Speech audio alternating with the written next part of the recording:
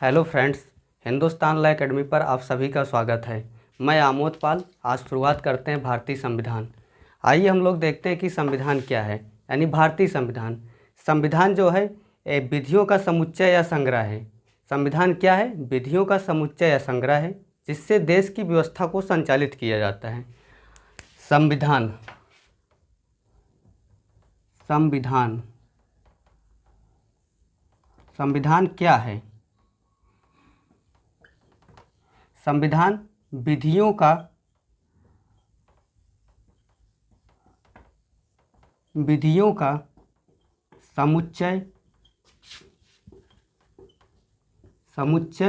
समुच्चय या संग्रह है। किसका समुच्चय या संग्रह? जिससे देश की व्यवस्था को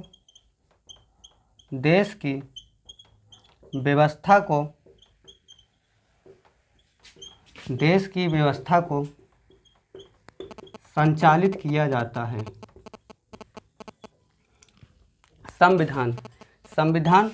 संविधान जो है विधियों का समुच्चय या संग्रह है जिससे देश की व्यवस्था को संचालित किया जाता है।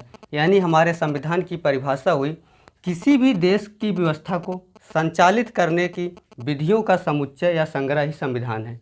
परिभाषा क्या हुई? किसी भी देश की व्यवस्था को संचालित करने के लिए विधियों का समुच्चय या संग्रह ही संविधान है। आइए हम लोग दूसरी डिफिनीशन देखते हैं। संविधान एक नियमों की पुस्तक है। क्या है संविधान? नियमों की पुस्तक है। संविधान क्या है? नियमों की पुस्तक है। यानी कैसी पुस्तक? जिससे देश की व्यवस्था को संचालित किया जाता है। किसको संचालित किया जाता है? देश की व्यवस्था को संचालित किया जाता है। देश की व्यवस्था को संचालित किया जाता है।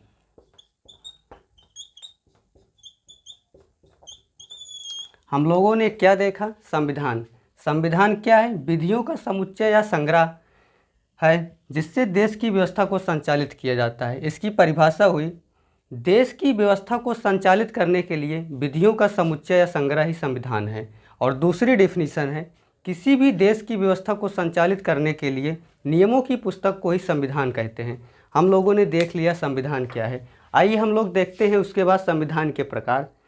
संविधान के कितने प्रकार होते हैं इसको हम लोग देखेंगे। संविधान के प्रकार हम लोग देखेंगे। संविधान जो है 3 प्रकार के होते हैं। एक है लिखित एवं मौखिक, दूसरा होता है संविधान के प्रकार संशोधन के आधार पर, तीसरा है निर्माण एवं विकसित के आधार पर।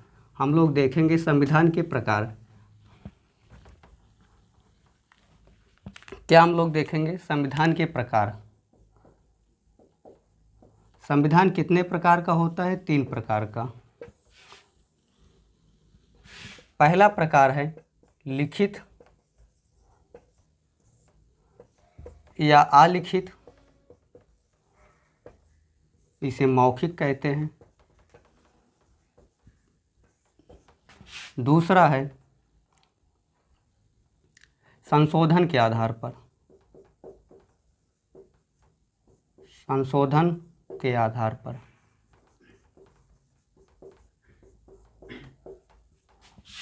तीसरा है निर्मित एवं विकसित।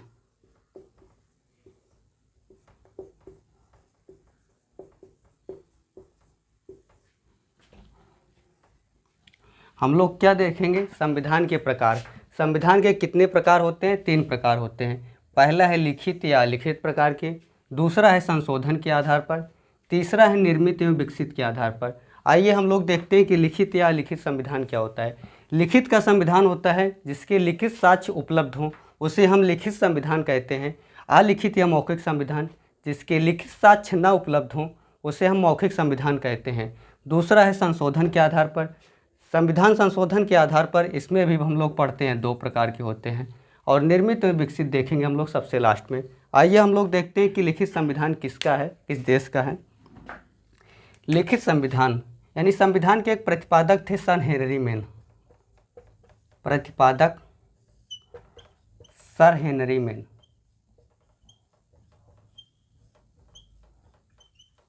इनके द्वारा सबसे पहले अमेरिका का संविधान लिखा गया।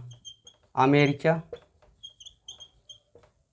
अमेरिका का संविधान लिखा गया 1789 में, 1789 में। अमेरिका का संविधान 1789 में लिखा गया। ये सबसे पुराना संविधान है, सबसे पुराना संविधान।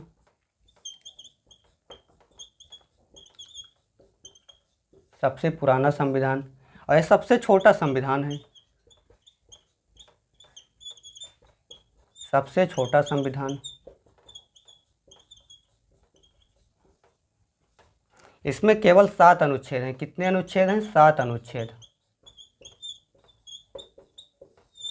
हम लोगों ने अमेरिका का संविधान देखा जो 1789 में लिखा गया था सन हेनरी मेड के द्वारा। यह सबसे छोटा संविधान है, सबसे पुराना संविधान है। इसमें 7 अनुच्छेद हैं। उसके बाद हम लोग भारत का संविधान देखते हैं।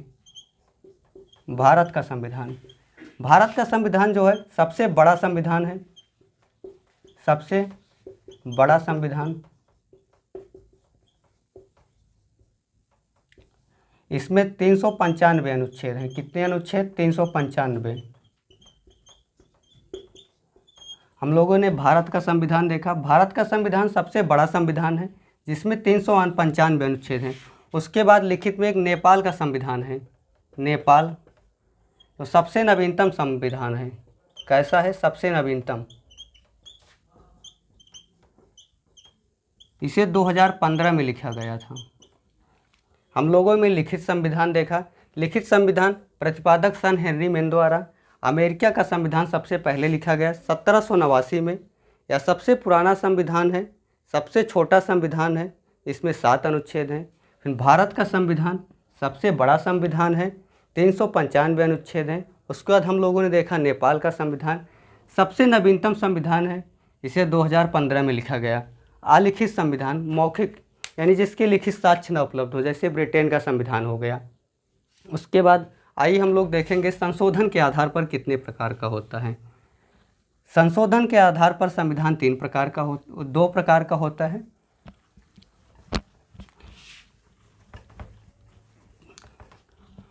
संविधान संशोधन के आधार पर 2 प्रकार का होता है, जिसमें एक है कठोर और एक है लचीला। कठोर और लचीला। संशोधन के आधार पर संविधान 2 प्रकार का होता है, एक है कठोर, एक है लचीला।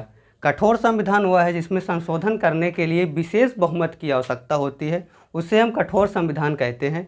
दूसरा है लचीला संविधान, जिसको संशोधन करने के लिए सामान्य बहुमत की आवश्यकता होती है, उसे हम लचीला संविधान कहते हैं। कठोर संविधान, इसमें किसकी आवश्यकता होती है? विशेष बहुमत की आवश्यकता होती है, विशेष बहुमत, विशेष बहुमत। और लचीला संविधान, इसको संशोधन करने के लिए सामान्य बहुमत की आवश्यकता होती है, सामान्य बहुमत। हम लोगों ने संशोधन के आधार पर संविधान को देखा। यह 2 प्रकार का होता है, एक कठोर एवं लचीला संविधान। कठोर संविधान जिसको संशोधन के लिए विशेष बहुमत की आवश्यकता हो। दूसरा है लचीला संविधान, जिसको संशोधन करने के लिए सामान्य बहुमत की आवश्यकता हो। और हम लोग देखते हैं भारत का संविधान कैसा है। भारत का संविधान, भारत का संविधान दोनों टाइप का है, कठोर एवं लचीला। भारत का संविधान दोनों प्रकार का है, कठोर एवं लचीला। कठोर संविधान जिसको संशोधन करने के लिए विशेष बहुमत की आवश्यकता हो, और लचीला संविधान जिसको संशोधन करने के लिए सामान्य बहुमत की आवश्यकता हो। आइए हम लोग अगला टाइप देखते हैं, निर्मित एवं विकसित प्रकार का।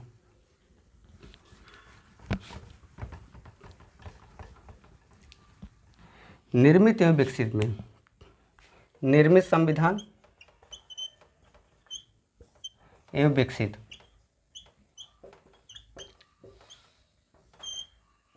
निर्मित का मतलब जो संविधान सभा द्वारा निर्माण किया गया हो, जिसका संविधान सभा द्वारा निर्माण। निर्मित का मतलब होता है जिसका संविधान सभा द्वारा निर्माण किया गया हो, और विकसित का मतलब होता है समय समय के साथ परिवर्तन करके विकसित किया गया हो। क्या किया गया हो? परिवर्तन के साथ, यानी संशोधन करके विकसित किया गया हो, संशोधन।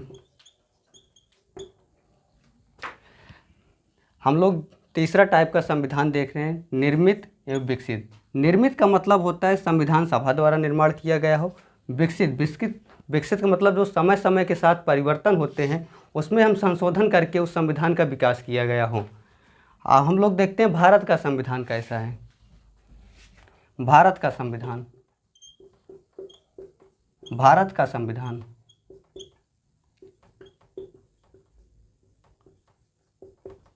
भारत का संविधान निर्मित एवं विकसित दोनों है। कैसा है? दोनों टाइप का है, यानी निर्मित एवं विकसित।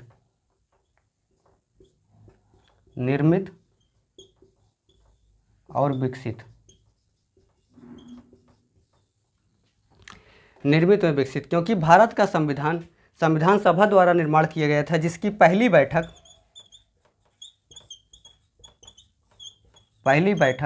9 दिसंबर 1946 से लेकर अंतिम बैठक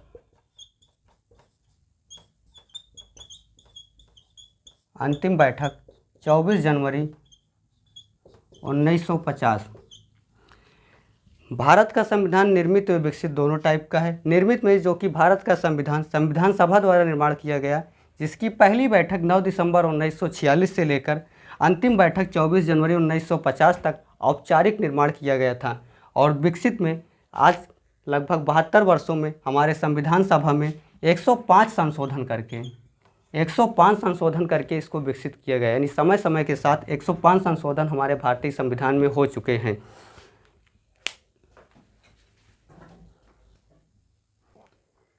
आइए हम लोग देखते हैं संविधानवाद। संविधानवाद क्या है?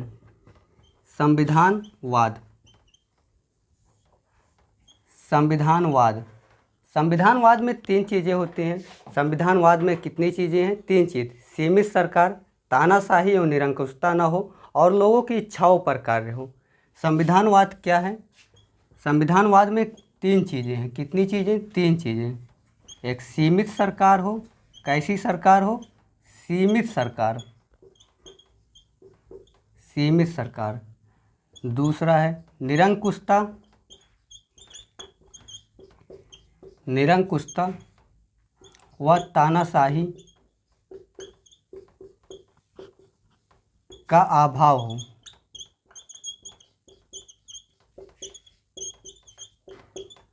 और लोगों की इच्छाओं पर कार्य हो।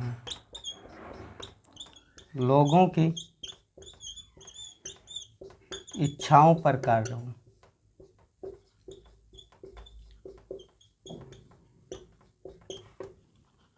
हम लोगों ने क्या देखा? संविधानवाद क्या है? संविधानवाद में सीमित सरकार हो। सरकार कैसी हो? सीमित हो। और दूसरा क्या है? निरंकुशता व तानाशाही का अभाव हो, यानी सरकार जो है निरंकुशता या तानाशाही के अभाव में कार्य न करे। और तीसरा है सरकार कैसी कार्य करेगी? लोगों की इच्छाओं पर कार्य करेगी।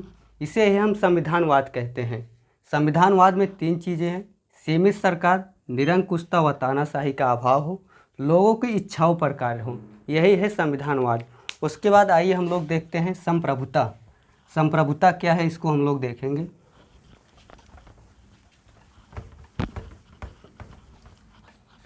हम लोग क्या पढ़ेंगे? संप्रभुता।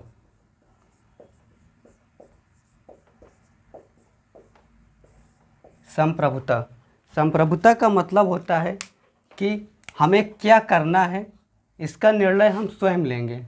संप्रभुता का मतलब होता है हमें क्या करना है,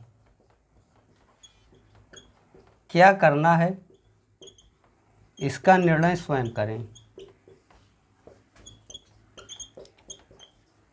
इसका निर्णय स्वयं करें। संप्रभुता का मतलब होता है इसका निर्णय हम स्वयं करें। संप्रभुता 2 प्रकार की होती है। कितने प्रकार की होती है? 2 प्रकार की होती है। एक है आंतरिक संप्रभुता और बाह्य संप्रभुता। संप्रभुता 2 प्रकार की होती है। पहली है आंतरिक संप्रभुता, दूसरी है बाह्य संप्रभुता। आंतरिक संप्रभुता का मतलब होता है हमारे देश के भीतर क्या होगा इसका डिसीजन हम स्वयं लेंगे, ना कि दूसरा कोई लेगा। बाह्य संप्रभुता का मतलब होता है बाह्य देशों के साथ हमारा संबंध कैसा होगा, इसका डिसीजन हम स्वयं लेंगे। आंतरिक संप्रभुता का मतलब होता है कि हमारे देश के भीतर क्या होगा इसका डिसीजन हम स्वयं लेंगे। और वाह्य संप्रभुता का मतलब है कि दूसरे देशों के साथ यानी वाह्य देशों के साथ संबंध कैसा होगा इसका डिसीजन हम स्वयं लेंगे। आंतरिक संप्रभुता में क्या है, हमारे देश के भीतर यानी देश के भीतर क्या होगा इसका निर्णय हम स्वयं करेंगे। और वाह्य में दो चीज़ें होती हैं, कितनी बातें हैं, दो बातें। एक है वाह्य देशों के साथ यानी दूसरे देशों के साथ संबंध, और दूसरी बात है अंतर्राष्ट्रीय संगठनों के साथ संबंध।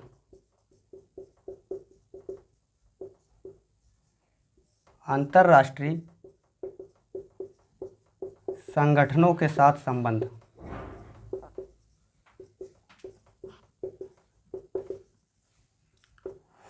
हम लोग क्या देख रहे हैं, संप्रभुता। संप्रभुता का मतलब होता है क्या करना है इसका निर्णय हम स्वयं करें, ना कि दूसरे पर डिपेंड हों।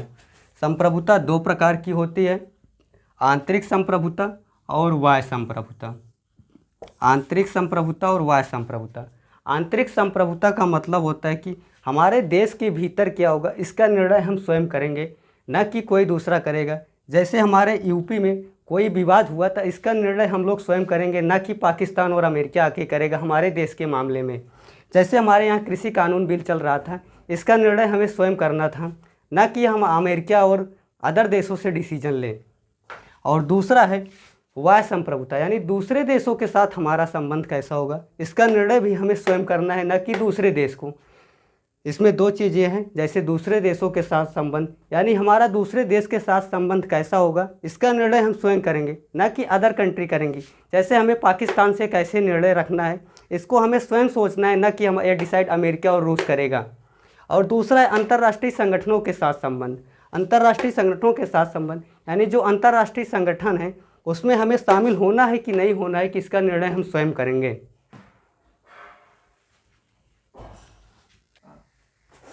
कृपया आप लोगों को वीडियो पसंद आया तो लाइक और सब्सक्राइब जरूर करें। थैंक यू, धन्यवाद।